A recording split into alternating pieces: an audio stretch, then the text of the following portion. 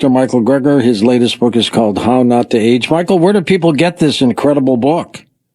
Well, New York Times, #2 bestseller, so you can get it anywhere, or your local public library. After this show, it will be the #1 bestseller. That's what we like to hear.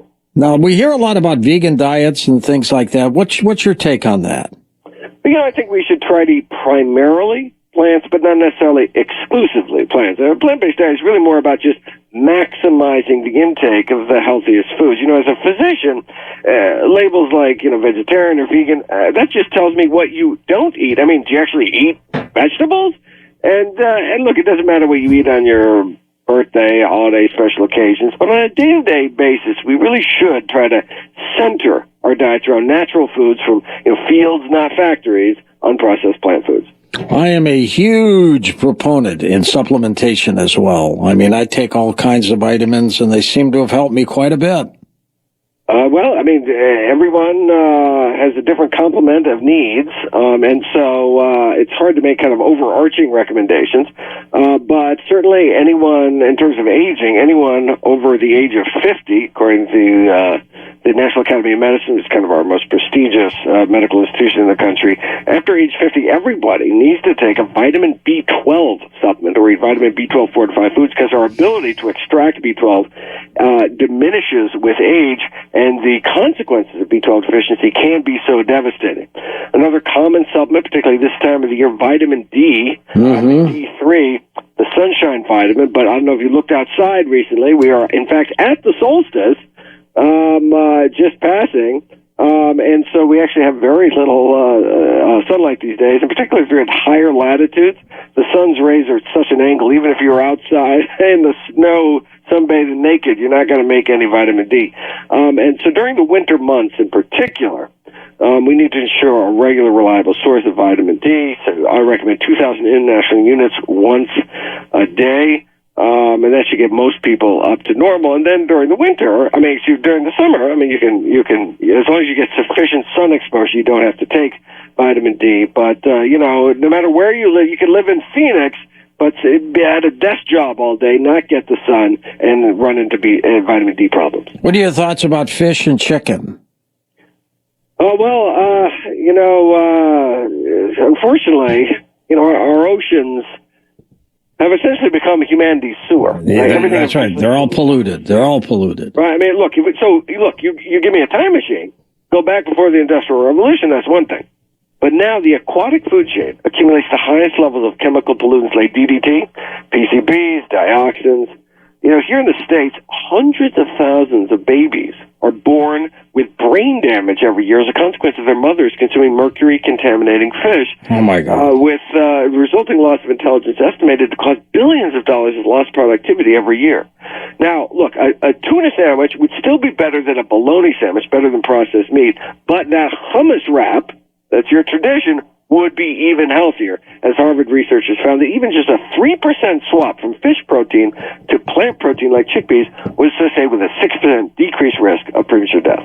Now, every once in a while, I like a little slice of salami. Is that all bad for you?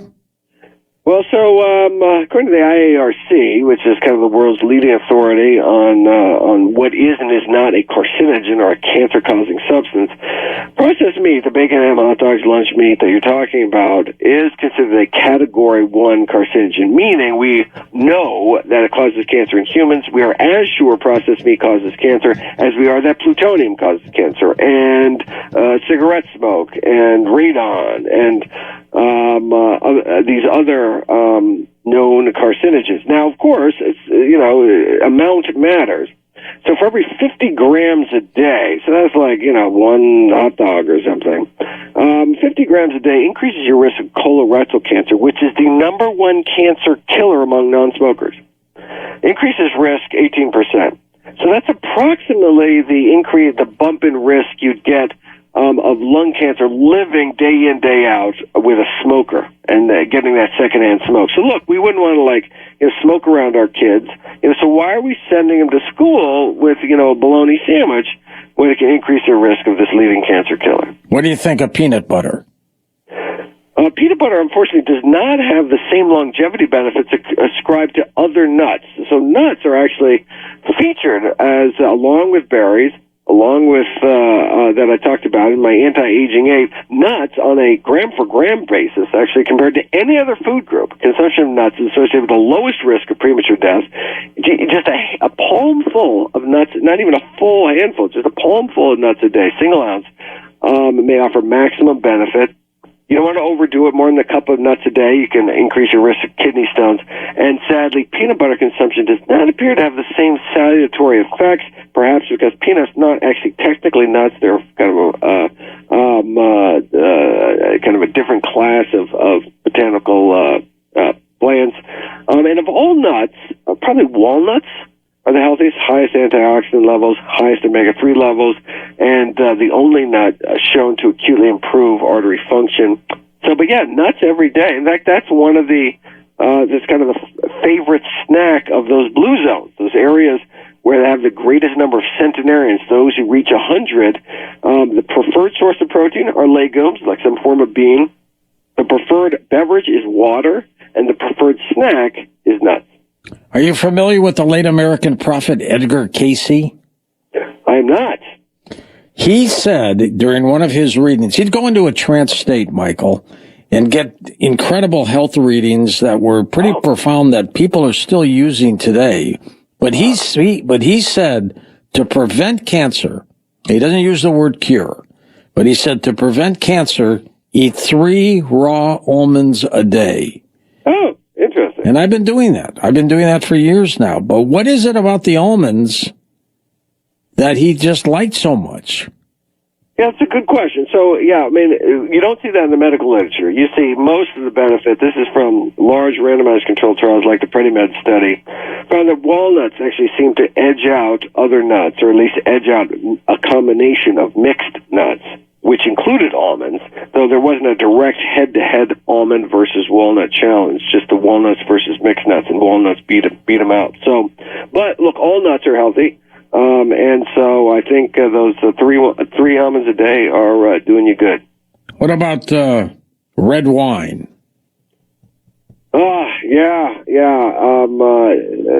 Sorry to be kind of buzzkill here, but look, everyone has always agreed that heavy drinking during pregnancy, binge drinking, bad ideas. But bad idea. There has been this controversy about moderate drinking, right? Those who tend to live the longest are not the abstainers who drink zero alcohol, but those who imbibe a few drinks a week.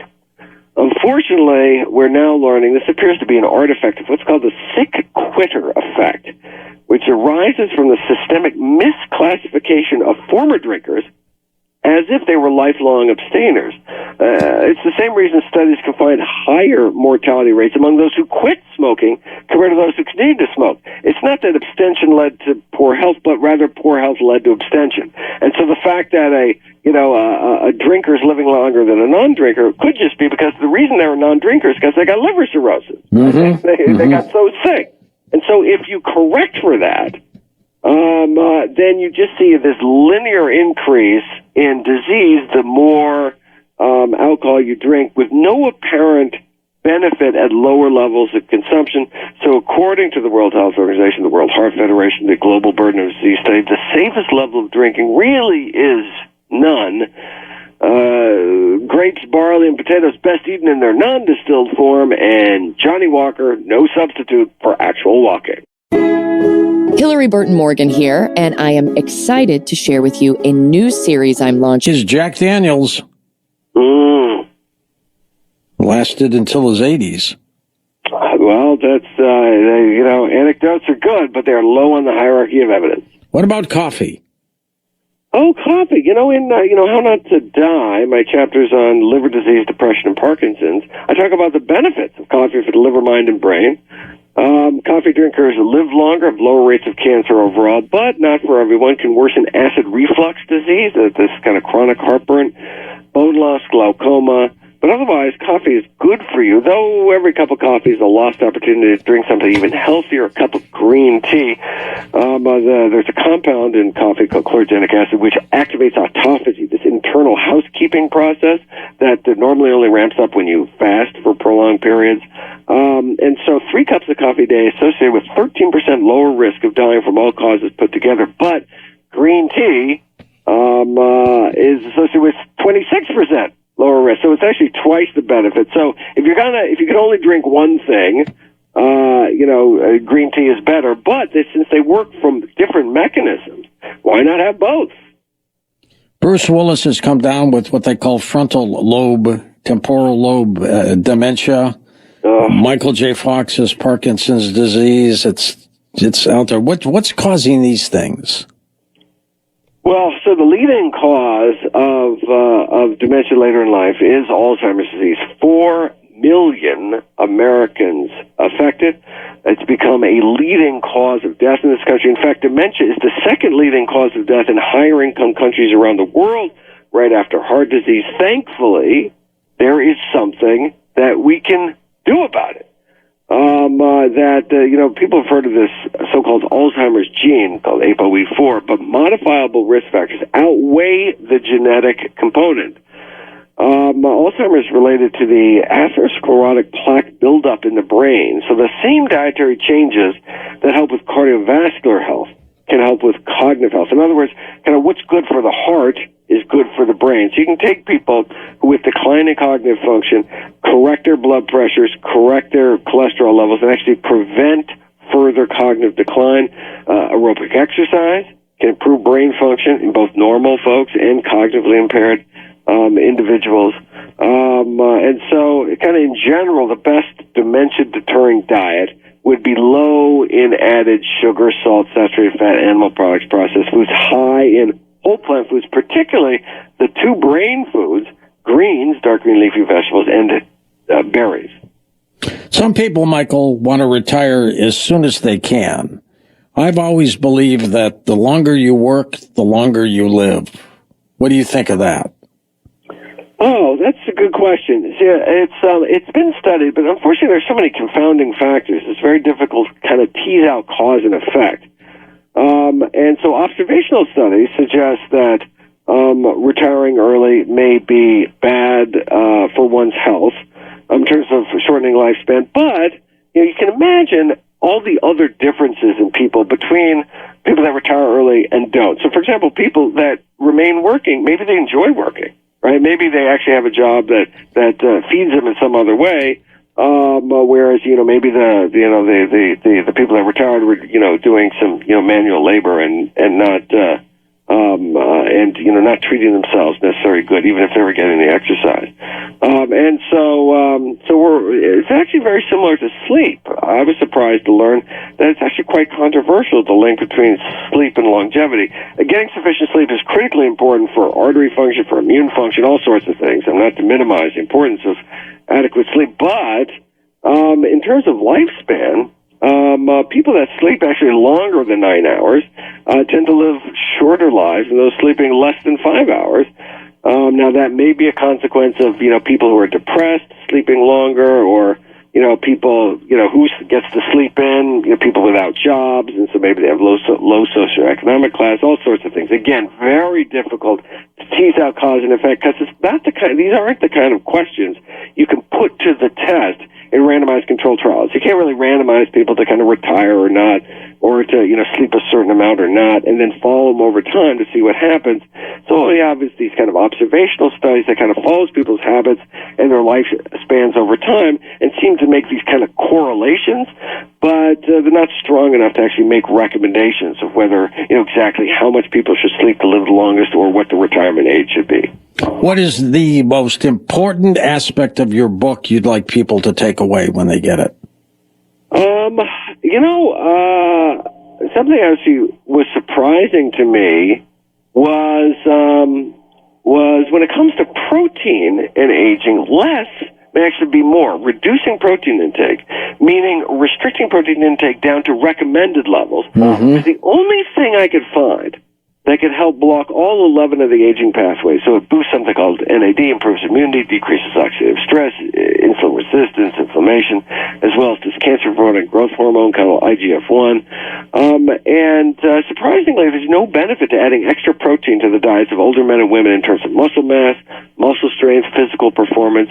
If you want to improve muscle mass, it's use it or lose it. It's the exercise that does it, not the protein. Instead, the excess protein in our diet actually causes a drop in the pro-longevity hormone called FGF21, a drop in testosterone, worsening of the age-accelerating enzyme mTOR. So we should really try to strive to stick to the recommended level, which is 0.8 grams per healthy kilogram of body weight, or 0.36 grams per pound per day. It comes out to be about 45 grams a day for the average height woman, 55 grams a day for the average height man, and most Americans getting nearly twice that. I take a capsule of turmeric every day to great. fight off inflammation. It's great. It is wonderful. That curcumin does it for you, doesn't it? Curcumin is that bright yellow pigment that makes curry powder and turmeric that bright color. Although there are other compounds, these other curcuminoids, curcumin-like substances in turmeric that you don't get if you just take a extract. If you just take curcumin alone, you're missing out on some of those other components.